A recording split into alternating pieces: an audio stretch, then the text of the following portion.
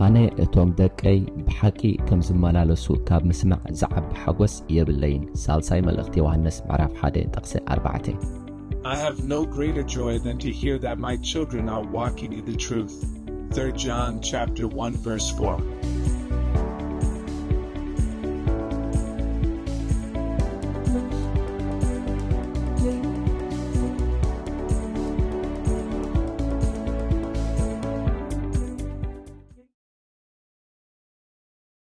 ጸጋን ሰላምን አምላኽ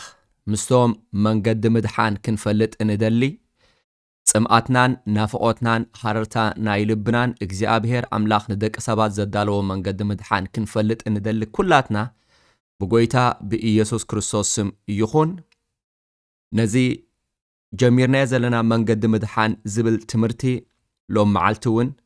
በተቀዳማይ ምዕራፍ ክንፍልም ኢና ስለዚ ናብቲ ናይ ሎም መዓልቲ ክፍለ ትምህርቲ ግዜ ንምኻድ ነቲ ከምዚ ዝበለ መንገዲ ደቂ ሰባት ምእንታን ንኽንድሕን ዘዳለዎ እግዚአብሔር አምላኽ ክብሪ ብምሃብ ክንፍልም ኢና እግዚአብሔር አቦ ብጎይታ ብመድሓኒና ብኢየሱስ ክርስቶስ ስም ንስምካ ንባርኾ መዘና ይኹን መወዳድርቲ ዘይብልካ ዝወዳደረካ ኮነ ዝመሳሰለካ ዘይብልካ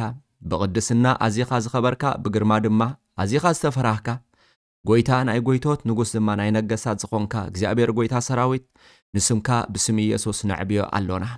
እግዚአብሔር አቦ ሕጅውን እንሆ በቃልካ ጌርካ ነቲ ንስኻ ዘዳለኻዮ መንገዲ ምድሓን ክንፈልጥ ብመንፈስካ ንቃልካ ክንርድኦ ንልብና ክትከፍቶ ግዜናን ሰዓትናን ኩሉ ንኣኻ ማዕቆብና እግዚአብሔር እሙን ኢኻ ተመስገን ብስም ኢየሱስ አሜን በሐፈሻ እዚ መንገዲ ምድሓን ዝብል ኣብ 7 ምዕራፋት ከፊልና ኢና ክንመሃሮ ምክንያቱ መጽሓፍ ቅዱስ ኣዝዩ ገፊሕ ስለ ዝኾነ ካብ ዘፍጥረት ክሳዕ ራእይ ዮሐንስ ብዛዕባ መንገዲ ምድሓን ወይ ከዓ ክንድሕነሉ ንኽእል መንገዲ መጽሓፍ ቅዱስ እውን ኣስፊሑ ስለ ዝዛረበሉ ኣብ ናይ ሓደ መዓልቲ ክፍሊ ትምህርቲ ግዜ ክንውድኦ ስለ ዘይንኽእል ኣብ 7 ምዕራፋት ከፊልና ኢና ክንሪኦ ቶም ቅድሚት ዘለው ምዕራፋት ብዛዕባ ከመይልና ክንድሕን ከም እንኽእል ንምርዳእ ዝሕግዙና ክኾኑ ከለው ቶም ዝተረፉ ድማ ድሕሪ ምድሓን ተሓቂ ምስ በርሃልና ከመይልና ኣብዚ ምድሪ ድማ ክንመላለስ ከም ዝግባእ ንምምሃር ዝሕግዙና ማለት እዩ ስለዚ ኣብ ትሕቲ ምዕራፍ 1 እንታይና ክንመሃር ወይ ድማ ሰብ ክድሕን እንተደኣ ኮይኑ ናይ ዘላለም ህይወት ክወርስ ደኣ ኮይኑ መንገዲ ምድሓን ክርዳእና እንተደኣ ኮይኑ ተቀዳማይ ብውድቀት ኣዳም ዝሰዓበ ህሉ ኩነታትና ምፍላጥ ዝብል ክኸውን እዩ ስለዚ ኣብ ትሕቲ ምዕራፍ 1 መግለጽ ጸገም ወይ ከዓ ውድቀት ኣዳም ኣብ ልዕሊ ደቂ ሰባት መንፈሳውን ዘለዓለማውን ሞት ከም ዘኸተለ ነዚና ክንርኢ ኣብ ትሕቲ ምዕራፍ 1 እቲ ጸገም ኢና ነጽንዕ ዘለና ማለት እዩ ጸገም ንደቂ ሰባት ናብ ፍርዲ ኣምላኽ ናብ ኩነነ ኣሕሊፉ ዘውሃበና እንታይ እዩ ናይዛ ዓለም እዚኣ ምሁራት እኳ ከይተረፉ ሽግር ቅድመ ምፍትሖም መጀመርያ ነቲ ክፈትሕዎ ዝደለዩ ሽግር ንኡዮም ጽቡቕ ገይሮም ዝገልጽዎ እንታይ እዩ እቲ ሽግር እቲ ክፍታሕ ተደልዩሉ ዘሎ ጸገም እንታይ እዩ መጀመርያ ነቲ ጸገም እዮም ነቲ ሽግር እዮም ዝገልጽዎ ብድሕሪኡ ድማ መፍትሒ ናብ ምድላይ ይኸዱ ማለት እዩ ልክዕ ንኣብነት ኣብ ሕክምና ሓሚምና ምስከድና ቶም ናይ ሕክምና ሰብ ሞያ ተቀላጢፎም መድሃኒት ኣይእዝዙን እዮም መጀመርያ ብዘሕምመና ነገር ካባና ስፍሕ ዝበለ ሓበሬታ ይረኽቡ ንኣና ብምሕታት ተወሳኺውን ናይ ደም መርመራ ዝተፈላለዩ ዓይነት መርመራታት ይገብሩ ብድሕሪኡ እቲ ሕማም ምስተገልጸሎም ነቲ ሕማም ፈውስ ክኸውን ዝኽእል መድሃኒት ይህቡ ማለት እዩ ስለዚ ንሕና እውን እምበኣርከስ እንተደኣ ክንድሕን እንተደኣ ኮይና መጀመርያ ካብ ምንታይና ክንድሕን ዝግባአና እቲ ምድሓንና ዘጥፍአ ጸገም እንታይ እዩ መጀመርያ ነቲ ሽግር ምጽናዕ ዘድልየና ስለዚ እቲ ሽግር እንታይ ዝኸውን ዘሎ ውድቀት ናይ ኣዳም ዝኸውን ዘሎ እምበኣርከስ ኣብ ትሕቲ ምዕራፍ 1 ብውድቀት ኣዳም ሰዓበ ህሉ ኩነታትና ምፍላጥ ዝብል ኢና ክንርኢ ካብ ምዕራፍ 2 ክሳብ ምዕራፍ 7 ዘለው ድማ መምስ በጻሕናዮም ክንፈልጦም ኢና ማለት እዩ ስለዚ ኣብ ትሕቲ ምዕራፍ 1 እዞም ዝስዕቡ ንኡሳን ኣርስታት ኢና ክንርኢ ቀዳማይ ንባዕሉ ታርእስቲ ኣብ ነቲ ምዕራፍ ይገልጾ እዩ ዝበልናዮ ብውጥቀት ኣዳም ዝሰዓበ ህልው ኩነታትና ምፍላጥ ዝብል ንኡስ ኣርእስቲና ክንርኢ መበል ካልኣይካ ካብ ኣዳም ዝተወልደ ዘበለ ብሰለስተ መንገዲ ሓጢያተኛ እዩ ዝብል ኣርእስቲ ክንርኢና መበል ሳልሳይ ንኡስ ኣርእስቲ እንሪኦ ውጥቀት ኣዳም ዘስዓቦ ሰለስተ ዓይነት ሞት ዝብል እዩ መበል ራብዓይ ኣምላኽ ንኣዳም ዝሃቦ ናይ መድሓን ተስፋ ዝብል ከዓ ክንርኢና ማለት እዩ ሎም መዓልቲ ነዞም ክልተ ኣርእስታት ኢና ከም ቀዳማይ ክፋል ክንርኢዮም እዚ መበል ሳልሳይ ንኡስ ኣርእስትን ራብዓይ ንኡስ ኣርእስትን ድማ ከም ፍቓድ ኣምላኽ ኣብ ዝስዕብ ክፍሊ ትምህርቲ ግዜ ክንርኢዮም ኢና ማለት እዩ ስለዚ ቀጥታ ናብቲ ቀዳማይ ክፋል ወይ ድማ ሓደ ነጥቢ ሓደ ብውጥቀት ኣዳም ዝሰዓበ ህልው ኩነታትና ምፍላጥ ዝብል ክንርኢ መንገዲ ምድሓን ዝብል መልእኽቲ ብዝግባእ ክርዳእናን ክግለጸልናን ኣቐዲምና ብኣዳም ናይ ሰብ ህልው ኩነት ወይ ከዓ ህልው ኩነታት እንታይ ከም ዝመስል ምፍላጥ ኣዝዩ ኣገዳስን መሰረታውን እዩ ስለዚ እዚ መንገዲ ምድሓን ዝብል ኣርእስቲ ክርዳእና እንተደኣ ኮይኑ ናይ ሰብ ህልው ኩነታት ብኣዳም እንታይ ከም ዝመስል ብኣዳምሲ ኣብ ከመይ ዓይነት ኩነት ከም ዘሎና ኣዳም ንሰብ ኣብ ከመይ ዓይነት ኩነት ከም ዘእተዎ ኣብ ከመይ ዓይነት ኩነት ከም ዘውደቆ ስለዚ ብኣዳም ህልው ኩነታትና ኢና ክንፈልጥ ማለት እዩ ኣብ ትሕቲ እዚ ቀዳማይ ንኡስ ኣርእስቲ ብውጥቀት ኣዳም ዝሰዓበ ህልው ኩነታትና ምፍላጥ ክንብል ከሎና እንታይ ማለትና ኢና እንታይ ማለት እዩ ማለት ብውጥቀት ኣዳም ዝሰዓበ ህልው ኩነታትና ምፍላጥ ክንብል ከለና ኣምላኽሲ ብኣዳም ገይሩ ክገልጸና እንከሎ ብኣዳም ገይሩ ዲፋይን ወይ ከዓ ዲስክራይብ ክገብረና እንከሎ ብኣዳም ገይሩ ክርኤና እንከሎ ብወዱ ብኢየሱስ ክርስቶስ ዘይኮነ ብኣዳም ገይሩ ክርኤና እንከሎ እንታይ መሲልና ንረአዮ ጻድቃን ዶ ወይስ ሓጥኣን ጸልማት ዶ ወይስ ብርሃን ዝደሓኑ ዶ ወይስ ዝጠፍኡ እንታይ መሲልና ንረአዮ ስለዚ ህልው ኩነታት ንብሎ ዘለና ኣምላኽስ ብኣዳም ገይሩ ክርኤና እንከሎስ እንታይ መሲልና ንረአዮ ንምባል ዘመልክት ማለት እዩ ስለዚ ትመልሶኻ ንጹር እዩ እግዚአብሔር ኣምላኽ ብወዱ ብኢየሱስ ክርስቶስ ዘይኮነ ብኣዳም ገይሩ ክጥምተና እንከሎ ዝጠፋኣና ዝተኾነና ንፍርዲ ዝተዋሃብና ሞት ዝግባኣና ኣብ ጸልማት እንነብር ዘይደሓና በዚዩ ከምዚ ገይሩ ዝርኤና ማለት እዩ ስለዚ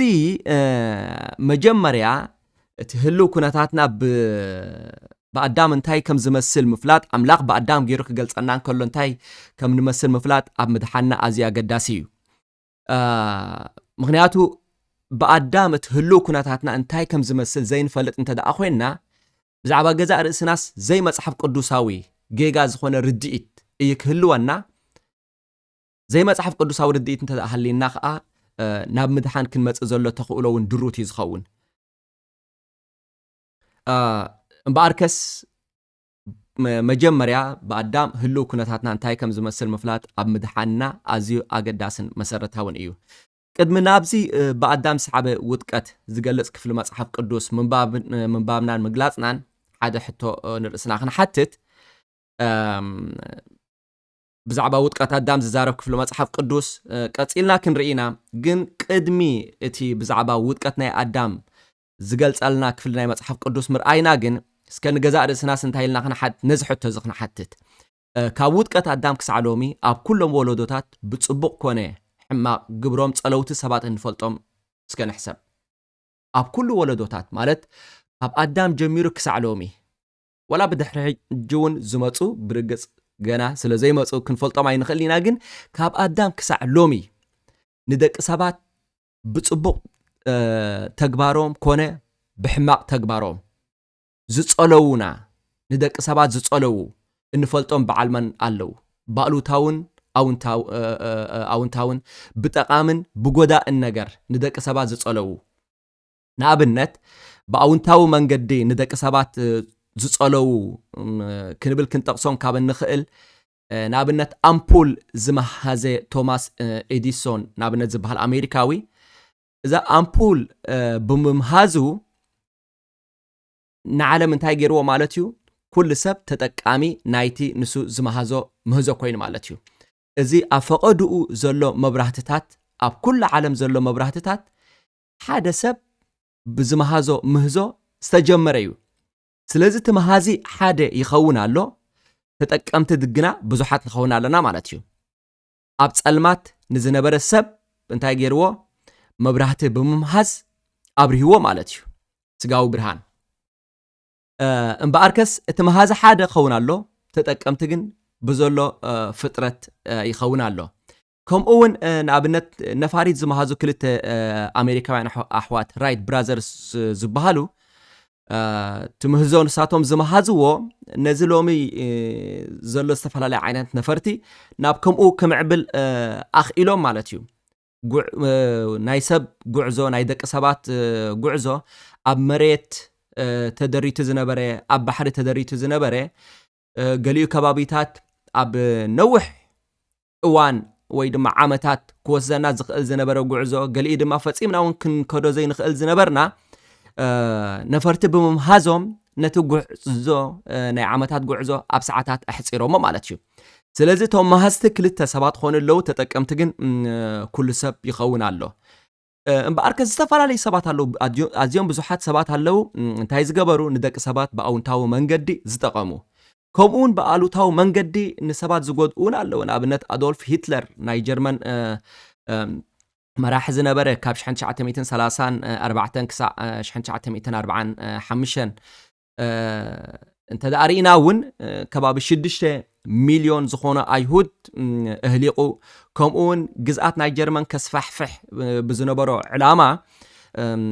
ካልኣይ ኩናት ዓለም ንኽውላዕ ማለት ብጣዕሚ ክሰፍሕ ምኽንያት ኮይኑ ከም ውፅኢቱ ድማ ኣስታት 70 ሚልዮን ሰባት እዮም ሃሊቆም ማለት እዩ ስለዚ እንታይ ኢና ንብል ዘለና ማለት እዩ ገለ ሰባት ዝወሰድዎ ጌጋ ስጉምቲ ኣብ ጌጋ መርገፂ ብምትራሮም ብዙሕ ህልቂት ከስዕብን ከለው ገሊኣቶም ድማ ዝጠቐሙ ከም ዘለው ማለት እዩ ግን ካብዞም ክንጠቕሶም ዝጸናሕና ሰባት ንላዕሊ ንደቂ ሰባት ዝጎድኤ ሓደ ሰብኣይ ኣሎ ከምኡውን ክንጠቕሶም ካብ እንኽእል ንላዕሊ ንደቂ ሰባት ዝጠቐመውን ሓደ ሰብኣይ ኣሎ ጎዲኦምና ጠቒሞምና ክንብል ክንጠቕሶም ካብ እንኽእል ንላዕሊ ንደቂ ሰባት ዝጎድኤ ኣዳም እዩ ከም ኣዳም ገይሩ ንሰብ ዝጎድኤ ኣብ ሰብ ሃስያ ዘስዓበ የለን ከም ጎይታና ኢየሱስ ክርስቶስ ገይሩ ድማ ንሰብ ዝጠቐመ የለን ማለት እዩ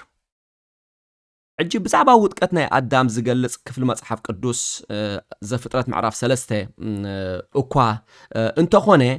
ብዛዕባ እዚ ኣዳም ኮነ ጎይታና ኢየሱስ ክርስቶስ ኣብ ልዕሌና ዝጸለውዎ ጽልዋ ዝገልጽ ክፍሊ መጽሓፍ ቅዱስ ግን ኣብ ሮማ ምዕራፍ 5 ካብ 12 ክሳብ 21 ንረክብ ኢና ብዛዕባ ጽልዋ ናይ ኣዳም ጽቡቕ ኮይኑ ኣብዚ ክፍሊ እዚ ተገሊጹ ኣሎ ማለት እዩ ከምዚ ዞም ሰባት እዚኣቶም ንሰባት ዝጸለዉ ማለት እዩ ኣዳም ድማ ከምኡ ብኣሉታዊ ጎኒ ንደቂ ሰብ ክሳዕ ክንደይ ከም ዝጸለወ ከምኡ ጎይታና ኢየሱስ ክርስቶስ ብኣውንታዊ መንገዲ ክሳዕ ክንደይ ከም ዝጸለወ ኣብዚ ክፍሊ ተጠቒሱ ንረክብ ኢና ማለት እዩ ከምዚ ይብል እቲ ክፍሊ ሮማ ምዕራፍ 5 ጥቕስ 12 ጀሚርና እንተዳ አንቢብና ስለዚ ከዓ ከምቲ ብሰራሕ ሓደ ሰብኣይ ሓጢኣት ናብ ዓለም ዝኣተወ ብሓጢኣት እውን ሞት ኩላቶም ስለ ዝበደሉ ድማ ሞት ናብ ኩሉ ሰብ ሓለፈ እንዳበለ ይጅምር እቲ ክፍሊ ብሓፈሻ ሕጂ ካብ ሮሜ ምዕራፍ 5 ካብ ጥቕስ 12 ክሳብ 21 እንተደኣ አንቢብና ንግብሪ ኣዳም ምስ ግብሪ ጎይታና ኢየሱስ ክርስቶስ እንዳኣወዳደረ ናይ ነፍሲ ወከፍ ግብሪ ኣብ ልዕሊ ደቂ ሰባት ኣንጻርን ዘይራኸብን ውፅኢታት ዘለዎ ጽልዋታት ከም ዘስዓቡ ይገልጽ ብኣዳም ሓጢኣት ሞት ፍርዲ ኩነነ ክስዕብ ከሎ ብጎይታ ኢየሱስ ከዓ ጸጋ ጽድቂ ናይ ዘለዓለም ህይወት ከም ዝመጸ ይገልጽ ማለት እዩ እዚ ክፍሊ እዚ ማለት እዩ ስለዚ ጽልዋ ናይ ኣዳም ተገሊጹሎ ኣብዚ ክፍሊ እዚ ጽልዋ ናይ ጎይታ ኢየሱስ ክርስቶስ እውን ተገሊጹሎ ብኣዳም ሓጢኣት ሞት ፍርዲ ኩነነ ከም ዝሰዓበ ክገልጽ ከሎ ብጎይታ ኢየሱስ ክርስቶስ ድማ ጸጋ ጽድቂ ህይወት ከም ዝመጸ እቲ ክፍሊ ይሕብር ማለት እዩ ብተወሳኺ ኣብዚ ክፍሊ ሓደ ዝብል ንኣሳት 12 ግዜ ተጠቒሱሎ ንኣብነት ኣብ ጥቕሲ 12 ብሰራሕ ሓደ ሰብኣይ ሓጢኣት ናብ ዓለም ኣተወ ብለና ከምኡ እውን ካብ 15 ተደኣ ቀፂልና ተደኣ ኸድና ብሓደ ሰብኣይ ብጎይታና ኢየሱስ ክርስቶስ ጸጋ ከም ዝመጸ ብሓደ ኣዳም ፍርድን ኩነነን ከም ዝመጸ ብሓደ ጎይታና ኢየሱስ ክርስቶስ ጽድቂ ከም ዝመጸ ህይወት ከም ዝመጸ ስለዚ ናይ ክልቲኦም ተግባር እንዳ ኣወዳደረ እዚ ክፍሊ እዚ ይሕብረና ኣሎ እቲ ሓደ ዝብል ን12 ግዜ ምጥቃሱ ከዓ ሓደ ኣዳምን ሓደ ጎይታና ኢየሱስ ክርስቶስን ክሳዕ ክንደይ ኣዳም ብኣሉታዊ መንገዲ ንደቂ ሰባት ከም ዝጸለወ ጎይታና ኢየሱስ ክርስቶስ ከዓ ብኣውንታዊ መንገዲ ንደቂ ሰባት ከም ዝጸለወ ክንርዳእ ንኽእል ማለት እዩ ሕጂ ነዚ ክፍሊ እዚ ነዚ ዓውደ ንባብ እዚ ካብ ጥቕሲ 12 ክሳዕ 21 ጥቕሲ ብጥቕሲ ቁሩብ ክንትንትኖ ክንፍትን ኢና ምክንያቱ ሓሳብ ጽቡቕ ኮይኑ ምእንታን ንኽበርሃና ኣብ ጥቕሲ 12 ስለዚ ከዓ ከምቲ ብሰራሕ ሓደ ሰብኣይ ሓጢኣት ናብ ዓለም ዝኣተወ ብሓጢኣት እውን ሞት ኩላቶም ስለ ዝበደሉ ድማ ሞት ናብ ኩሉ ሰብ ሓለፈ ይብል ስለዚ ኣብ ጥቕሲ 12 ሓጢኣት ናብ ኩሎም ወለዶታት ብኣዳም ብሓደ ሰብኣይ ብሓደ ኣዳም ናብ ኩሎም ወለዶታት ከም ዝሓለፈ ሎሚ ቁፅሪ ናይ ደቂ ሰባት ክንደይ ኣለና ብዘይገድስ ካብ ኣዳም ክሳዕ ሎሚ ቁፅሪ ናይ ደቂ ሰባት ክንደይ ይኸውን ብዘይገድስ ኣብዚኦም ኩሎም ወለዶታት ኣብ ዝነበሩ ደቂ ሰባት ሎሚ ኣብ ዘሎና ደቂ ሰባት ኣብ ህይወትና እንሪኦ ዘለና ሓጢኣት እቲ ምንጪ ኣዳም ከም ዝኾነ ኣዳም ኣፍ ደገ ከም ዝኸፈተ እቲ ሓጢኣት ከንታይ ኣስዒቡ እንተዳኢልና ሞት ማለት ምፍላይ ማለት እዩ ካብ ኣምላኽ ተፈሊኻ ምንባር ስለዚ ኣዳም ንሰብ እንታይ ገይርዎ ንርእሱ ካብ ኣምላኽ ተፈልዩ ንዘርኡ ከዓ ካብ ኣምላኽ ፈሊና እምበኣርከስ እግዚኣብሔር ኣምላኽ ብኣዳም ገይሩ ክርኤና እንከሎ ንሱ ሓጢኣት ገይሩ ካብኡ ተፈልዩ እቶም ካብ ኣዳም ዝተወለድና ዘበልና ድማ ካብ ኣምላኽ ዝተፈለና ኢና እምበኣርከስ እቲ ብክርስቶስ ኢየሱስ ዝመፀ ምድሓን ክርዳእና እንተደኣ ኮይኑ ብኣዳም ድማ ክሳዕ ክንደይ ካብ እግዚኣብሔር ኣቦ ከም ዝተፈለና ክርዳእና ይግባእ ማለት እዩ እዛ ሓጢኣት ናይ ኣዳም ዘይሓለፎ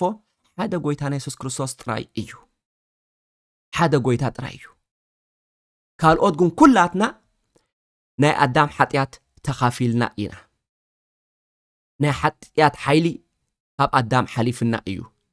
ስለዚ እግዚኣብሔር ብኣዳም ክርኤና እንከሎ ሓጢኣተኛታት ክብል እዩ ዝገልጸና ብወዲ ብኢየሱስ ክርስቶስ ክንኣምን ከሎና ድማ ኣብ ክንዲ ሓጢኣተኛታት ጻድቃን ክብል ከዓ ይጽዋዓና ስም እግዚኣብሔር ኣምላኽ ዝተመስገነ ይኹን ቀፂሉ ሽዑ ኣብ ጥቕሲ 13-14 ከም ዝብል ጽሑፍ ኣሎ ሕጊ ክሳዕ ዝመጽእ ሓጢኣት ኣብ ዓለም ነበረ ኣብቲ ሕጊ ዘይብሉ ግና ኣብኡ ሓጢኣት ኣይቆጸርን እዩ ሞት ግና ካብ ኣዳም ጀሚሩ ክሳዕ ሙሴ ኣብቶም ማዕረተ ኣበሳ ኣዳም ሓጢኣት ዘይገበሩ እውን ሰልጠነ ኣዳም ከዓ ምስሊ እቲ ዝመጽእ እዩ ኢሉ ማለት እዩ ሕጂ ኣብዚ ክፍሊ እዚ ሐዋርያ ጳውሎስ ብዛዕባ ጽልዋ ኣዳምን ኢየሱስ ክርስቶስን ክጽሕፍ ኣብ ዝጀመረሉ እዋን ማለት ጽልዋ ናይ ኣዳም ኣብዚ ገሊጽሎ ማለት ኣብ ጥቕሲ 12 ካብ ጥቕሲ 15 ክሳዕ 19 ከዓ እንደገና ጽልዋ ናይ ኣዳምን ናይ ጎይታና ኢየሱስ ክርስቶስን እንዳ ኣወዳደረ ጎን ንጎን ገሊጽሎ ስለዚ ናይ ክልቲኦም ጽልዋ ክገልጽ ኣብ ዝጀመረሉ ክፍሊ ኣብ መንጎ ጥቕሲ 12 ጥቕሲ 15 ብዛዕባ እቲ እግዚኣብሔር ኣምላኽ ብሙሴ ገይሩ ንእስራኤላውያን ዝሃቦም ሕጊ ንኣህዛብ ዘይኮነ ንእስራኤላውያን ዝሃቦም ሕጊ ብዛዕባኡ ጠቒሱሎ ሕጂ ስለምንታይ እዩ ኣብ መንጎ ጥቕሲ 12-15 ብዛዕባ ኣምላኽ ብሙሴ ዝሃቦ ሕጊ ክጽሕፍ ተገዲዱ ወይ ተደሪኹ ከምኡውን ኣብ ጥቕሲ 20-21 እውን ደጊሙ ብዛዕባ ሕጊ ዝተዋህበሉ ዕላማ ጽሒፉሎ ማለት እዩ ስለምንታይ እዩ ከምቲ ኣብ ጥቕሲ 12 እቲ ጽልዋ ናይ ኣዳም ጀሚሩ ከምኡ ከምቲ ኣብ ጥቕሲ 15 ዝኸዶ ከምኡ ኢሉ ዘይቀጸለ ስለምንታይ ኣብ መንጎ ብሙሴ ዝተዋህበ ሕጊ ክጠቅስ ኣድልዩ እንተዳኢልና መጀመርያ ብሙሴ ዝተዋህበ ሕጊ ክንብል ከሎና እቶም ቀዳሞት 5 መጽሓፍቲ ናይ ብሉይ ኪዳን ማለትና ኢና እቶም ቀዳሞት 5 መጽሓፍቲ ናይ ብሉይ ኪዳን ከዓ ዘፍጥረት ዘጸአት ዘሌዋውያን ዝሁልቁ ዘዳግም ብደቂቁ እንተዳሪእና ከዓ ካብ ዘጻአት ክሳዕ ዘዳግም ዘለው 4 መጽሓፍቲ ንሳቶም እዮም ናይ ሕጊ መጽሓፍቲ ተባሂሎም ዝጽውዑ ምኽንያቱ ኣብኣቶም ሕጊ ብሰፊሑ ተጻሒፉ ስለዘሎ እስራኤላውያን እንታይ ክገብሩ እንታይ ከዓ ክገብሩ የብሎምን ብዝርዝር ኣብኡ ተጻሒፉ ስለዘሎ ናይ ሕጊ መጽሓፍቲ ተባሂሉ ይጽዋዕ ኣምላኽ ካብ ሙሴ ገይሩ እዩ ነዚ ሕጊ ሂቦም ቅድሚ ሙሴ ነቢ ኮይኑ ምትንስኡ ግና ዝተጻሕፈ ጽሑፍ ሕጊ ኣይነበረን ንመጀመርያ ግዜ ሕጊ ናይ እግዚአብሔር ቃል ናይ እግዚአብሔር ንኽጽሕፍ መሰልን ስልጣንን ካብ ኣምላኽ ዝተቀበለ ሙሴ እዩ ስለዚ ሕጂ ስለምንታይ እዩ ብዛዕባ እዚ ሕጊ እዚ ክጽሕፍ ሐዋርያ ጳውሎስ ብመንፈስ ኣምላኽ ተደሪኹ እንተደኣኢልና ቀዳማይ ኣብሮም ምዕራፍ 5 ካብ 13 ክሳዕ 14 ብዛዕባ እቲ ኣምላኽ ብሙሴ ገይሩ ዝሃቦ ሕጊ ክዛረብ ዝተገደደሉ ቀዳማይ ምኽንያት ሓጢያት ቅድሚ ሕጊ መምጽኡ ብኣዳም ከም ዝመጸ ጽድቁን ከምኡ ሕጊ ብምሕላው ዘይኮነስ ጎይታ ኢየሱስ ኣብ መስቀል ኣብ ዝኸፈሎ ዋጋ ብምውካል ዝርከብ ምዃኑ ከረድእ ስለ ዝደለየ እዩ ንሓጢያትን ጽድቅን ምስ ሕጊ ሙሴ ምፍራስን ምሕላውን ጥራይ ዘተሓዝዎ ዝነበሩ ጌጋ ምህሩ ኣይሁድ ንምእራም እዩ ከምቲ ሓጢያት ንሕጊ ሙሴ ካብ ምፍራስ ንላዕሊ ምስ ውድቀት ኣዳም ምትሓዝ ዘለዎ ከምኡኻ ጽድቅውን ካብ ሕጊ ሙሴ ካብ ምሕላው ሓሊፉ ኣብ ጎይታ ኢየሱስ ብምውካል ዝርከብ ምዃኑ እዩ ዝገልጽ ዘሎ በዚ ምኽንያት ከዓ እዩ ኣብ ጥቕሲ 20 ክሳዕ 21 ሕጊ ዝተዋህበሉ ዕላማ እውን ወሲኹ ገሊጹ ዘሎ ስለዚ ኣብዚ ሕጊ ክገልጽ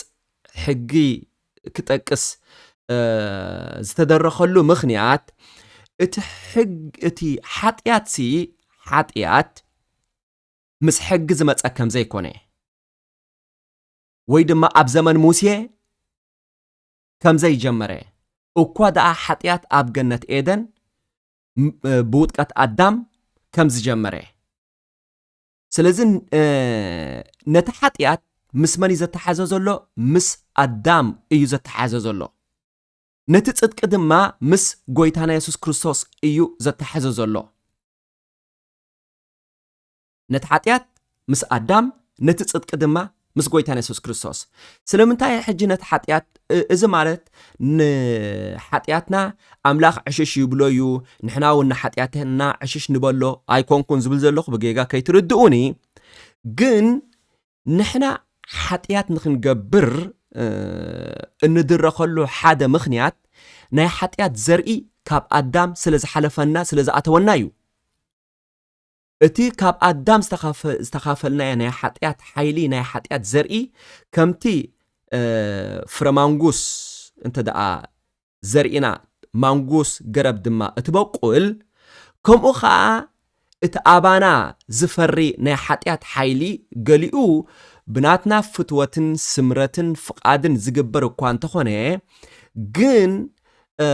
እቲ ካብ ኣዳም ዝሓለፈና ናይ ሓጢያት ሓይሊ ከዓ ናቱ ግደ ኣለዎ እዩ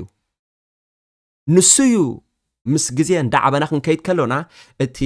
ኣብ ውሽጥና እንዳበቆለ እናተገልጸ እንሪኦ ማለት እዩ ስለዚ እምበኣርከስ እግዚአብሔር ኣምላኽ ነቲ ሓጢያት ሕጊ ሙሴ ካብ ምፍራስ ዝስዕብ ጥራይ ከም ዘይኮነ እኳ ደኣ ኣብ ኣዳም ዝጀመረ ምዃኑ ይገልጽ ማዕረኡ ድማ እቲ ከምቲ ሓጢያት ብሓደ ኣዳም ዝመጸ እቲ ጽድቁን ብሓደ ኢየሱስ ክርስቶስ ዝርከብ ምዃኑ ንምሕባር ማለት እዩ ምኽንያቱ ኣብ ብሉይ ኪዳን ይኹን ወይ ኣብ ሓድሽ ኪዳን ቶም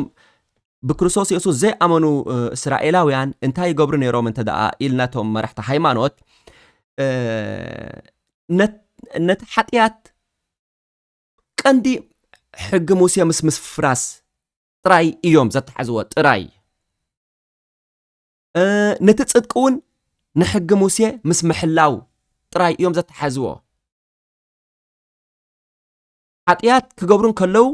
ነቶም እስራኤላውያን ከምዚ ዝብል ሕጊ ጽሑፍ ኣሎ ንዑ ኣፍሪስኩም እዮም ዝብልዎም ጽድቁን ማዕረማሪኡ ሕጊ ብምሕላው እዩ ዝርከብ ሕጊ እንተደኣ ሓሊኹም ኢኹም ትድሕኑ ኢሎም ኣብ ገዛ ሕጊ ምሕላዎም ኣብ ገዛእ ክእለቶም እዮም ዘወክልዎም ነይሮም ማለት እዩ ኣብዚ ግን ጳውሎስ ከምኡ ኣይኮነን እቲ ሓጢያት ቀንዲ ምስ ኣዳም እዩ ዝተሓሓዝ እቲ ጽድቂ ድማ ምስ ኢየሱስ ክርስቶስ እዩ ዝተሓሓዝ እዩ ዝብሎም ዘሎ እዚ ማለት ግን ንሓጢያትና ሸለል ይብለዩ ማለት ኣይኮነን ኣብዚ ክፍሊ ቀንዲ ኣተኲሩ ዝዛረበሉ ዘሎ ብዛዕባ ሓጢያት ናይ ኣዳምን ሳዕቤኑን ስለ ዝኾነ እቲ ምዕራፍ 1 ንመሃሮ ዘለና ድማ ቀንዲ ብውድቀት ኣዳም ሳዕበ ህልው ኩነታትና ምፍላጥ ዝብል ስለ ዝኾነ ኣብ ኣተኲርና ኢና ንዛረብ ዘለና ማለት እዩ ካልእ ክፍሊ መጽሓፍ ቅዱስ ብዛዕባ ሓጢያት ናይ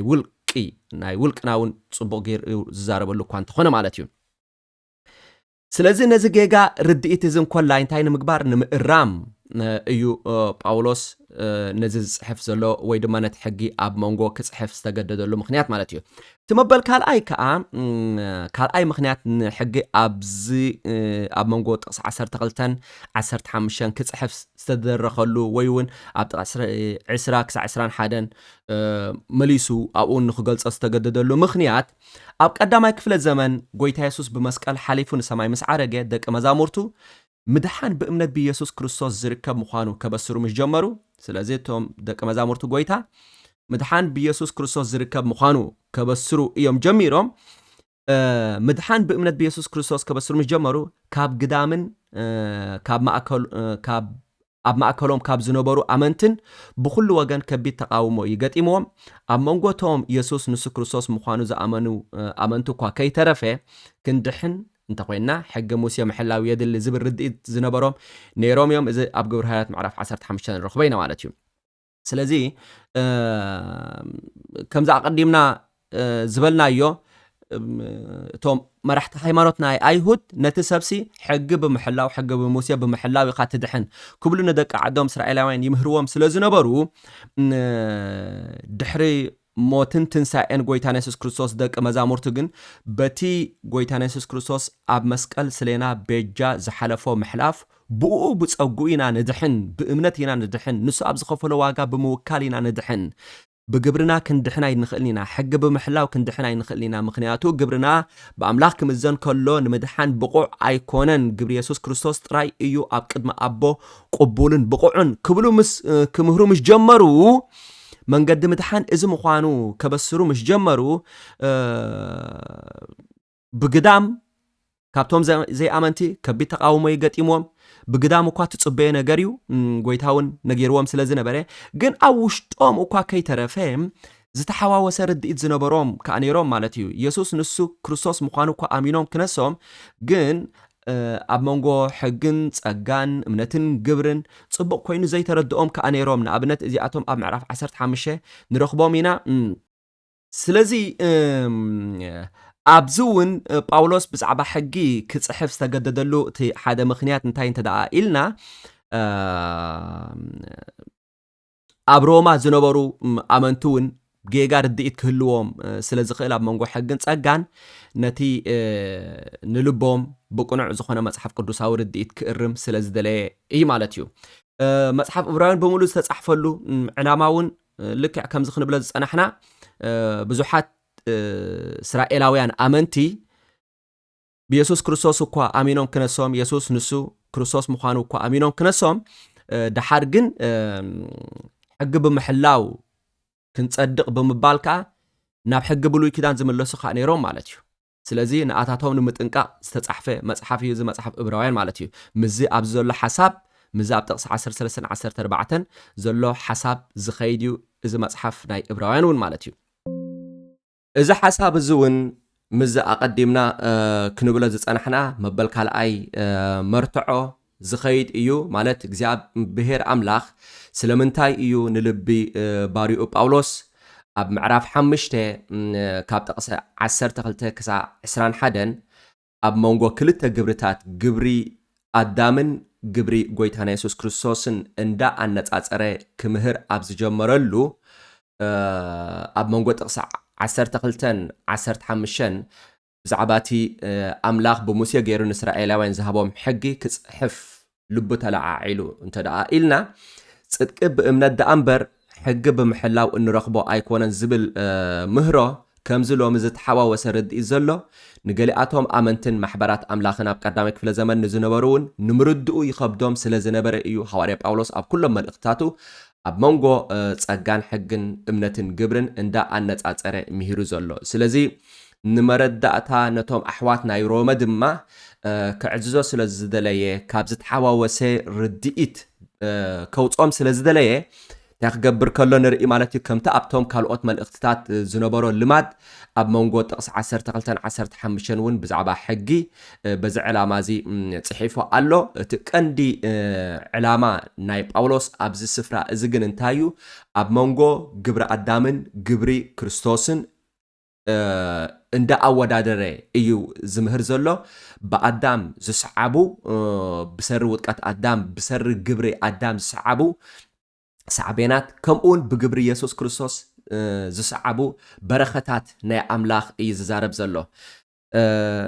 ነዚ ኣብ ላዕሊ ዝገለጽናዮ ክልተ ምኽንያት ኣብ ልብና ሒዝና ኣብ ጥቕሲ 13-14 ዘሎ ሓሳብ ቁርብ ብዕምቆት ክንዛረብ ንኣብነት ኣብ ጥቕሲ 14 እንታይ ኢሉሎ ወሲኹ ማለት እዩ ኣዳም ከዓ ምስሊ እቲ ዝመጽእ ኢሉ ኣሎ ኣዳም ከዓ ምስሊ እቲ ዝመጽእ እዩ ከምኡ ክብል ገሊጽዎ ኣሎ ኣዳም ምስሊ ክርስቶስ እቲ ዝመጽእ ተባሂሉ ዘሎ ኣብዚ ንኢየሱስ ክርስቶስ እዩ ኣዳም ከዓ ምስሊ እቲ ዝመጽእ እዩ ክብል ከሎ ኣዳም ከዓ ምስሊ ክርስቶስ እዩ ወይ ዝብለና ዘሎ ሕጂ ኣዳም ምስሊ ኢየሱስ ክርስቶስ ዝተባህለሉ ምኽንያት ብዘስዓቦ ጽልዋ ደኣምበር ከም ጎይታ ወይ ድማ ከምቲ ጎይታ ናይ ኢየሱስ ክርስቶስ ዝገበሮ ጽቡቕ ግብሪ ስለ ዝገበረ ኣይኮነን ከምቲ ዝረኣናዮ ግብሪ ናይ ኣዳምን ግብሪ ናይ ጎይታ ናይ ኢየሱስ ክርስቶስን ክልተ ዘይራኸብ ኣንጻር ግብርታት እዮም ገይሮም ማለት እዩ እቲ ሳዕቤን ከዓ ከምኡ ኣንጻር እምበኣርከስ ክንድሕን ተዳእ ኮይና መጀመርያ ብኣዳም ህልው ኩነታትና እንታይ ከም ዝመስል ምፍላጥ የድልየና ማለት እዩ ኣዳምሲ ምስሊ ናይ ጎይታ ናይ ኢየሱስ ክርስቶስ ዝተባህለሉ ምኽንያት ብዘስዓቦ ጽልዋ እዩ ኣዳም ንብዘሎ ዘርኢ ኣዳም እንታይ ገይሩ ንዘርኡ ንኹላትና ብኣሉታዊ መንገዲ ጸሊና ብሓጢያት ጸሊና ሓጢያት ኣባና ንክሓልፍ ኣፍ ደገ ኮይኑ ሞት ኣባና ንክሓልፍ ኣፍ ደገ ኮይኑ ፍርድን ኩነነን ኣባና ንክሓልፍ ኣፍ ደገ ኮይኑ ስለዚ ጽልዋ ናቱ ኣብ ኩሎም ደቂ ሰባት እዩ በቲ ሓደ ጎይታ ኢየሱስ ክርስቶስ እውን ከምኡ ነቶም ዝተቐበልዎ ንዘበሉ እንታይ ገይርዎ ማለት እዩ ብኣውንታዊ ጎኒ ጸሊና ማለት እዩ ዝተቐበልዎ ዘበሉ ምድሓን ረኺቦም ህይወት ረኺቦም ስለዚ ኣዳም ምስሊ ናይ ጎይታ ኢየሱስ ክርስቶስ ዝኸውን ዘሎ ኣብዚ ብዘስዓቦ ጽልዋ እዩ ማለት እዩ እቲ ጽልዋ ግን ኣንጻር ዝኾነ ጽልዋ እዩ ኣብ ጥቕሲ 15-19 ሮማ ምዕራፍ 5 ማለት እዩ ነታ ኣብ ጥቕሲ 12 እንዳ ኣወዳደረ ክምህሮ ዝጀመረ ግብሪ ኣዳምን ክርስቶስን እዩ ቀጺልዎ ዘሎ ካብዚ ክፍሊ እንመሃሮ ኣገዳሲ ነጥቢ ከዓ ኣብ ትሕቲ ቀዳማይ ኣዳም ዲና ዘሎና ወይስ ኣብ ዳሕራዋይ ኣዳም ማለት ኢየሱስ ክርስቶስ ኣብ ትሕቲ መን ኢና ዘለና ማለት ካብዞም ጥቕስታት ካብ ጥቕሲ 15 ጀሚርና ክሳዕ 21 ዘሎ እንተደኣ ርኢናሲ ንኣብነት ከምዚ ይብል ካብ 15 ጀሚሩ ግና ኸእቲ ውህበት ጸጋ ክንድተይ ኣበሳ ኣይኮነን ብኣበሳ ሓደ ሰብኣይ ብዙሓት መይቶም እዮም እሞ እቲ ጸጋ ኣምላኽን ውህበቱን ብጸጋ እቲ ሓደ ሰብኣይ ማለት ኢየሱስ ክርስቶስ ናብቶም ብዙሓት እምብዛ ይዓዝዝ እዩ እቲ ውህበት ከዓ ብመጠን እቲ ሓጢኣት ዝገበረ ሓደ ሰብኣይ ኣይኮነን ፍርዲ ካብ ሓደ ንኩነነ መጸ እቲ ውህበት ጸጋ ግና ካብ ብዙሕ ኣበሳ ንምጽዳቕ መጸ ሞት ብኣበሳ እቲ ሓደ በቲ ሓደ ካብ ገጸ እቶም ትርፊ ጸጋን ውህበት ጽድቅን እተቐበሉ ድማ ኣብ ህይወት ኣዝዩ ብሓደ ጎይታ ኢየሱስ ክርስቶስ ከም ዝገጹ ይነግረና ኣሎ እምበኣርሲ እቶም ብዙሓት በቲ ዘይምእዛዝ ሓደ ሰብኣይ ሓጣን ከም ዝኾኑ ከምኡ ኸ ብምእዛዝ እቲ ሓደ ሰብኣይ ጻድቃን ክኾኑ እዮም እሞ ከምቲ ብሓንቲ ኣበሳ ናብ ኩሉ ሰብ ኩነነ ዝመጸ ከምኡ ድማ ብሓንቲ ግብሪ ጽድቂ እቲ ምጽዳቕ ንህይወት ናብ ኩሉ ሰብ መጸ ጥቕሲ 21 ከምቲ ሓጢኣት ብሞት ዝገጸ ጸጋውን ከምኡ ብጎይታና ኢየሱስ ክርስቶስ ጎይታና ብጽድቂ ንዘለዓለም ህይወት ክገዝእ እዩ እንዳበለ ይዛረብ ኣሎ እምበኣርከስ ሕጂ ንሕና ኣብዚ ክልተ ኣዳም እዮም ተጠቂሶም ዘለው ክልተ ሰብ ተጠቂሶም ኣለዎ ኣዳምን ጎይታና ኢየሱስ ክርስቶስን ስለዚ ካብዚ ክፍሊ እዚ እንመሃሮ ኣገዳሲ ነጥቢ እንታይ እንተደኣ ኢልና ንሕናሲ ኣብ ትሕቲ መን ኢና ዘለና ኣብ ትሕቲ ኣዳም ዲና ዘለና ወይስ ኣብ ትሕቲ ክርስቶስ ሳልሳይ ኣካል የለን ኣብ መንጎ ኣዳምን ኣብ መንጎ ጎይታና ኢየሱስ ክርስቶስን ንሕና ክንምደቦ እንኽእል ሳልሳይ ኣካል የለን ክልተ ኣካላት ጥራይ እዮም ዘለዉ ሰብ ኣብ ክልተ ቦታ ጥራይ ክምደብ ዝኽእል ወይ ኣብ ትሕቲ ኣዳም ወይ ድማ ኣብ ትሕቲ ክርስቶስ ማለት እዩ ስለዚ ከገድሰና ዘለዎ ንሕና ኣብ ትሕቲ መን ኢና ዘለና ነቶም ናብነት ኣብ መጽሓፍ ቅዱስ ንብዘሎ ፍጥረት ኣብ ክልተ ከፊሉ ጥራይ ዝገልጾ ኣብ ገፊሕ መንገድን ኣብ ቀጢን መንገድን ምናልባት ንሕና ኣብ ብዝሕ ሃይማኖታት ቁፅሪ ኣብ ዘይብሉ ኣዝዩ ብዙሕ ኣብ ዝኾነ ሃይማኖታት ንርእስና ከፈፊልና ንርያ ንኸውን ኣነ እዚ ሃይማኖተይ ኣነ እዚ ሃይማኖተይ ንብል ንኸውን እግዚአብሔር ኣምላኽ ግን ንብዘሎ ፍጥረት ኣብ ክልተ ከፊሉ ዝርዮ ኣብ ገፊሕ መንገዲ ኣብ ቀጢን መንገዲ ነቶም ኣብ ቀጢን መንገዲ ዘለዉ ኣባግዕ ስርናይ ደቂ መዛሙርቲ ኣመንቲ ህዝቢ ኣምላኽ ጥሪት ኣምላኽ ኣባግዕ ኣምላኽ እንዳበለ ክሰምዮም ከሎ ነቶም ኣብ ገፊሕ መንገዲ ዘለዉ ድማ ኣጣል ክርዳድ ዘይኣመንቲ ዘይደቂ መዛሙርቲ ኣህዛብ እንዳበለ ይጽውዑ ማለት እዩ ስለዚ ሕጂ ማንም ሰብ እንተደኣ ኣብ ትሕቲ ኣዳም እንተደኣ ሃልዩ ንሱ እንታዩ ምዞም ኣጣል ክርዳድ ዘይኣመንቲ ተባሂሎም ዝስመዩ እዩ ዝኸውን ዘሎ ማለት እዩ እምበኣርከስ ናይ ብሓቂ ኣብ ትሕቲ መን ምህላውና ከገድሰና ይግባእ ምኽንያቱ ካብ ነፍሲ ወከፎም ዝስዕብ ፍርዲ ከዓ ስለ ዘሎ ማለት እዩ ንኣብነት ኣብ ጥቕሲ 18-19 እንተደኣ ርኢና ኣብ ትሕቲ ኣዳም ዘለዉ ሓጣን ክኾኑ ከለዉ ኣብ ትሕቲ ኢየሱስ ክርስቶስ ዘለዉ ኻ ጻድቃን እዮም ከምኡ ኢሉ ይሰምዮም ኣብ ትሕቲ ኣዳም ዘለዉ ሓጣን እዮም ሓጢአተኛታት ገና እቲ ካብ ኣዳም ዝሓለፈ ሓጢአት ኣብ ኣቶም ከም ዘሎ እግዚአብሔር ኣምላኽ ነቶም ኣብ ትሕቲ ኣዳም ዘለዉ ነቲ ጎይታና ኢየሱስ ክርስቶስ ንዝኸፈሎ ዋጋ ንዘይተቐበሉ ሓጥኣን ክብል እዩ ዝጽውዖም ኣብ ትሕቲ ሓጢአተኛ ዝብል ሽም እዩ ዓጽይዎም ወይ ድማ ፈሪድዎም ዘሎ ማለት እዩ ነቶም ኣብ ክርስቶስ ኢየሱስ ዘለዉ ድማ ጻድቃን ክብል ሰሚና ኣሎ ማለት እዩ ስለዚ ክንድሕን ተደኣ ኮይና ብኣዳም ህሉ ኩነታትና ሓጥኣን ከም ዘብለና ክንፈልጥ ይግባአና ሕማምና ከይፈለጥና እቲ ብክርስቶስ ኢየሱስ ዝኾነ ፈውስና ድማ ክንፈልጥ ኣይንኽእል ኢና ማለት እዩ ምድሓን ብኣዳም ሓጢአተኛታት ምዃንና ብምፍላጥ እዩ ዝጅምር እንደገና ኣብ ጥቕሲ 17 ኣብ ትሕቲ ኣዳም ንዘለዉ ሞት እዩ ዝገዝኦምን ዝነግሶምን ኣብ ትሕቲ ኢየሱስ ክርስቶስ ንዘለዉ ድማ ህይወት ከም ዝነግሶም ከዓ ጠቂሱሎ ማለት እዩ ኣብ ጥቕሲ 17 ሞት ብኣበሳ እቲ ሓደ በቲ ሓደ ካብ ገጽ እቶም ትርፊ ጸጋን ውህበት ጽድቅን እተቐበሉ ከዓ በቲ ሓደ ኢየሱስ ክርስቶስ ኣብ ህይወት ኣዝዩ ብዙሕ ክገጹ እዮም ኢሉ ማለት እዩ ሞት ብኣበሳ እቲ ሓደ በቲ ሓደ ካብ ገጽ ሞት እንታይ ኮይኑ ብኣበሳ እቲ ሓደ ገዚኡ ማለት እዩ ብኣበሳ ናይ ኣዳም ሞት ገዚኡ ሞት ማለት ድማ ካብ ኣምላኽ ምፍላይ ማለት እዩ ስለዚ ማንም ሰብ ብኣዳም እንተደኣ ኮይኑ ዘሎ ኣብ ትሕቲ ኣዳም እንተደኣ ሃልዩ ኣምላኽ እንታይ ክብል እዩ ዝጽውዖ ሙታት ክብል እዩ ዝጽውዓና ሙታት ኣብ ትሕቲ ዝብል ሽም እዩ ዓጺና ዘሎ ሞት ድማ ካብኡ ዝተፈለና ስለዚ ካባይ ዝተፈለዩ ካባይ ዝረሓቁ ክብል እዩ ዝጽውዓና ማለት እዩ ሞት ማለት ሞት መንፈሳዊ ህይወት ምንም እኳ ብስጋ ኣብዚ ምድሪ ንነብር ተደኣ ሃሊና ግን ብመንፈስና ውሽጥና እንታይ ዝኾነ ሞት ዳግም ዘይተወልደ ስለዚ ኣብ ትሕቲ ኣዳም ዘለዉ ሞታት ዝብል ሽም እዩ ዘለዎም ኣብ ቅድሚ እግዚአብሔር ኣምላኽ ሞታት እዮም ምንም እኳ ብስጋ ይነብሩ እንተሃለዉ ማለት እዩ ስለዚ ክንድሕን ተደኣ ኮይና ብኣዳም ህልው ኩነታትና ክንፈልጥ ይግባእ ብክርስቶስ ኢየሱስ እውን እንታይ ህይወት ከም ዝወሃበና ክንፈልጥ ይግባእ ብኣዳም ግን ሞት መንፈሳዊ ህይወት ኢና ተኻፊልና ስለዚ ማንም ሰብ ክድሕን ተደኣ ኮይኑ ብኣዳም ሞት ምዃኑ ክፈልጥ ኣለዎ ስለዚ ምድሓና ብኣዳም ህልው ኩነታትና our current state, our present condition بأدام انتاي كم زمسل بمفلات كم زجمر كنفلت يقبعنا مالتيو እንደገና ኣብ ጥቕሲ 16 ከምኡን 18 19 ጥቕሲ 21 ኣብ ትሕቲ ኣዳም ዘለው ኣብ ትሕቲ ፍርድን ኩነናን ኣምላኽ እዮም ኣብ ትሕቲ ኢየሱስ ክርስቶስ ዘለው ከዓ ካብ ፍርድን ካብ ኩነናን ነፃ ወፂኦም እዮም ከዓ ማለት እዩ ከም ኢሊ ዝነግረና ዘሎ ኣብ ትሕቲ ኣዳም ዘለው ኩላቶም እንታይ ኣብ ትሕቲ ፍርድን ኩነናን እቲ ንሱ ዝገበሮ ሓጢያት ኣብ ሰባት ፍርድን ኩነናን ኣስዒቡ ጎይታና ኢየሱስ ክርስቶስ ንሰብ እንታይ ገይርዎ ካብዚ ፍርድን ካብዚ ኩነናን ሓራኻ ኣውፅይዎ ስለዚ ማንም ሰብ ኣብ ትሕቲ ኣዳም እንተደኣ ሃልዩ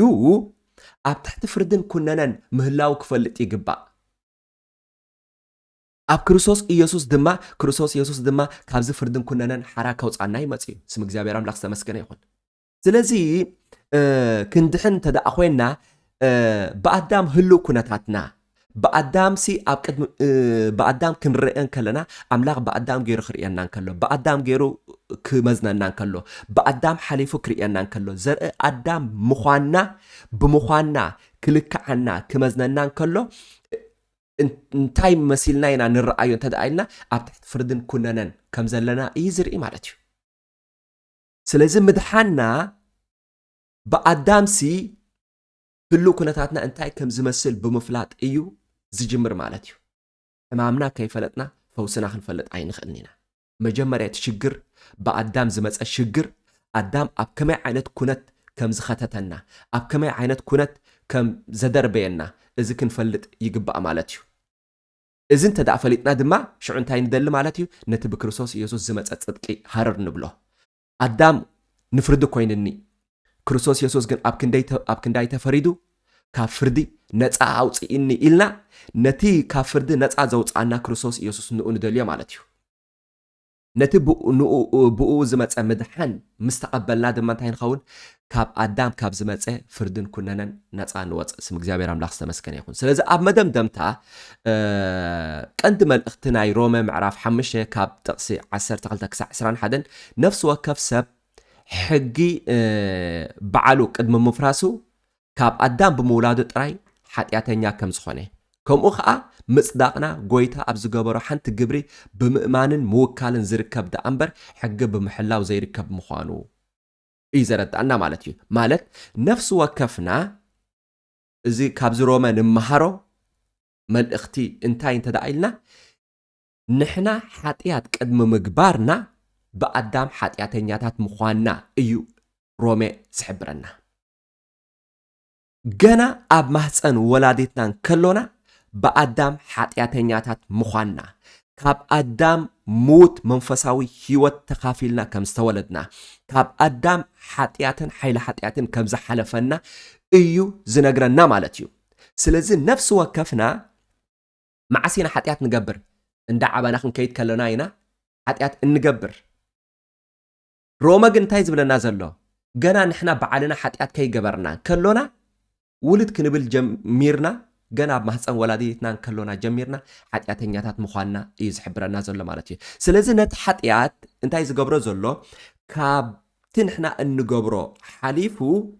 ቀንዲ ምንጪ ናይ ሓጢያት ኣዳም ምዃኑ ካብ ኣዳም ድማ ዝተኻፈል ናይ ሓጢያት ከም ዘሎ ይነግረና ነቲ ሓጢያት ምስ ኣዳም ከተሓሓዘን ከሎ ነቲ ጽድቂ ድማ ምስ ክርስቶስ ኢየሱስ እዩ ዘተሓሓዞ ከምቲ ሓጢያት ካብ ኣዳም ዝሓለፈና ጽድቂ ድማ ካብ ክርስቶስ ኢየሱስ እንቕበሎ ምዃኑ እዩ ዝነግረና ዘሎ ማለት እዩ ከምኡውን ምድሓን በኣዳም ህሉ ኩነታትና እንታይ ከም ዝመስል ብምፍላጥ እዩ ዝጅምር እቲ ምዕራፍ ተማሃርናይ ማለት እዩ ምድሓን በኣዳም ህሉ ኩነታትና our present condition our current state እንታይ ከም ዝመስል ነዚ ብምፍላጥ እዩ ዝጅምር ሰብ ዝጠፊኡ ምህላው እንተዘይፈሊጡ በኣዳም ጥፉእ ምዃኑ ኩኑን ምዃኑ ፍሩድ ምዃኑ እንተዘይፈሊጡ ናብ ምድሓን ክመጽእ ኣይክእልን እዩ ካብ ኣዳም ሞት መንፈሳዊ ህይወትን ሓጢያትን ስለ ዝተኻፈልና ኣምላኽ ኣብ ትሕቲ ፍርድን ኩነናን ከም ዝዓፀወና ምፍላጥ ኣብ ምድሓንና ኣዝዩ ኣገዳሲ ማለት እዩ በኣዳም እንታይ ከም ንመስል ተደኣ ፈሊጥና እንታይ ንኸውን ብክርስቶስ ንዝመፀ በረኸት ብክርስቶስ ንዝመፀ ምድሓን ክንቅበል ከዓ ምስተውዓል ንረክብ ማለት እዩ ስም እግዚአብሔር ዝተመስገነ ይኹን ምናልባት ገሌና ብፍላይ ከዓ ኣብ ተኸተልቲ እምነት ክርስትና ዝኾንና ማለት እዩ ናይ ኣዳም ሓጢያት ጎይታ ኢየሱስ ክርስቶስ ከፊልዎ እዩ ኣነ ብሓጢያተይ ጥራይ እየ ሓጢያተኛ ክኸውን ዝኽእል ንብል ምናልባት ኣይንስኣን ንኸውን ሓቂ ጎይታ ኢየሱስ ክርስቶስ ንሓጢያት ኣዳም ጥራይ ዘይኮነ እንኳላይ ንሕና ንዝገበርናይ ሓጢያት እውን ዋጋ ከፊልሉ እዩ ግና ሞት ኢየሱስ ክርስቶስ ንኹሉ እኳ እንተኾነ ግብራውነቱ ግና ኣብቶም ዝተቐበልዎ ጥራይ ምዃኑ ክንስሕቶ ዘይግባእ ኣገዳሲ ነጥቢ ከዓ እዩ ማለት እዩ እዎ ጎይታና ኢየሱስ ክርስቶስ ምእንቲ ሓጢያት ኩሉ ሰብ ብዘይገድስ ድሕሪ ባይታና ሕብሪ ቆርበትና እንኽተሎ ሃይማኖት ስለ ኩሉ ሰብ ዋጋ ከፊሉ እዩ ግን እቲ ዝተኸፍለ ዋጋ ግብራውነቱ ኣብቶም ሰባት መዓስዩ ዝፍጸም እንተደኣ ኢልና ንክርስቶስ ኢየሱስ ጎይታን መድሓንን ጌርና ምስተቐበልና ጥራይ ማለት እዩ ስለዚ እዎ ሞት ኢየሱስ ክርስቶስ ንኹሉ ግብራውነቱ ግና ኣብቶም ዝተቐበልዎ ጥራይ እዩ ዝበዝሐ ሰብ ኣብ ገፍሕ መንገዲ ዘሎስ ጎይታ ኢየሱስ ክርስቶስ ዋጋ ስለ ዘይከፈለ ኣይኮነን ዝበዝሐ ሰብ ገሃነም እሳት ክኸይድ ምክንያቱ ዝበዝሐ ሰብ ኣብ ገፍሕ መንገዲ ከም ዘሎ ጎይታ ኢየሱስ ክርስቶስ በዓሉ ተዛሪቡ ስለ ዘሎ ሕጂ እዚኣቶም ዋጋ ስለ ዘይተኸፍሉ ዲኦም ስለዘይ ተኸፍለ ድዩ ዝበዝሐ ሰብ ኣብ ገሃነም እሳት ዝኸይድ ዘሎ እንተደኣ ኢልና ኣይኮነን እቲ ዝተኸፍለ ዋጋ ምስ ህይወቶም ብእምነት ስለዘይ ተዋሃሃደ ስለዘይ ሓበረ እዩ ስለዘይ ተቐበልዎ ንጎይታ ነቲ ስለና ዋጋ ዝኸፈለ ስለዚ ሞት ኢየሱስ ክርስቶስ ንኹሉ ግብራውነቱ ግና ነቶም ዝተቐበልዎ ጥራይ ምዃኑ ከዓ ምፍላጥ የድልየና ኣብ መወዳእታ ኣዳም ካብ ገነት ኣስጉጉና እዩ ጎይታ ኢየሱስ ከዓ ንዝተመንዝዐ ምድሓንን ስልጣንን ሰብ ብቤጃነቱ መሊስዎ እዩ ደጊም ንዘይ ምድሓንና ምኽንያት የብልናን ብሓደ ኣዳም እኳ ሓጢያት ሞት ፍርዲ ኩነነ እንተመፀ ብሓደ ጎይታና መድሓንና ኢየሱስ ክርስቶስ ከዓ ህይወት ጽድቂ ምድሓን መጽኡ እዩ ማለት እዩ ስም እግዚአብሔር አምላክ ተመስገነ ይሁን ስለዚ ናብ ኣዳም ነሳበበሉ ምክንያት የለም ኣዳም እንተዘይ ወድቕ ነይሩ ኣነ ኣይምወደቕኩን ኢልና ነቲ ዘይ ምድሓናሲ ናብ ኣዳም ክነሳበበሉ ኣይግባኣን ምክንያቱ ኣዳም ሓጢያት ገይሩ በአምላክ መፍትሕ እንተዘይዳሎ መንገድ ምድሓን እንተዘይዳሎ ነይሩ እወ ስለምንታይ ሓጢያት ኣዳም ኣነ ንገሃነም እሳት ዝኹነን ክንብል ንኽእል ኢና ግን ኣምላክ ከእንታይ ገይሩ ማለት እዩ መንገድ ምድሓን ኣዳልዩ ንሱ ድማ ወዲ ኢየሱስ ክርስቶስ እዩ ስለዚ ንሕና ናብቲ ብክርስቶስ ኢየሱስ ኣብ ዝተኸፍለ ናይ ምድሓን ዋጋ ዳ ክነተኩር ይግባእ እምበር ናብ ውድቀት ናይ ኣዳም ክነተኩር ኣይግባእን ምክንያቱ እኖምጾ ለውጢ ስለዘየለ ስለዚ እቲ ለውጢ ዝመጽእ ግን ካብ ሞት ህይወት ናብ መንፈሳዊ ህይወት ናብ ምድሓን ክንሰግረሉ እንኽእል ዋጋ ተኸፊልናዩ ንሱ ድማ ጎይታ ኢየሱስ ክርስቶስ ስለና ኣብ መስቀል ውዕል እዩ ንሎም መዓልቲ ኣብዚ ያኽለና ንእግዚአብሔር ኣምላኽ ክነመስግኖ ቅዱስ እግዚአብሔር አቦ ብጎይታ በመድሓኒና በኢየሱስ ክርስቶስም ነመስግነካ አሎና እግዚአብሔር አምላኸይ አዳም ምንም እኳ ኃጢአት ገይሩ ንርእሱ ካባኻ ተፈልዩ ንኣናውን ካባኻ ተፈለየና እግዚአብሔር አቦ ናባኻ ንኽንመጽእ ወድኻ ኢየሱስ ክርስቶስ ልኢኽካ ስለና ስለ ኃጢአትና ኣብ መስቀል ዋጋ ከፊሉ እግዚአብሔር አቦ ካብ ፍርድን ካብ ኩነነን ኣድሒንና እዩሞ እግዚአብሔር አቦ ስለዚ ውዕለት እዚ ነመስግነካ አሎና ንሕና ነፍስ ወከፍና ዘርአ ኣዳም ድማ ናብዚ እግዚአብሔር አቦ ብወድኻ ብኢየሱስ ክርስቶስ ዝተኸፈለ ዋጋ ክንጥምት ክንክእል ንምስተውዓልና ክትከፍቶ ብናዝራዊ ብጎይታ ብኢየሱስም ንጽሊ አሎና እግዚአብሔር ሰናይን ጽቡቕን ደቂ ሰባት እትደሊ ንስምካ ንባርኾ ኣለና ብስም ኢየሱስ አሜን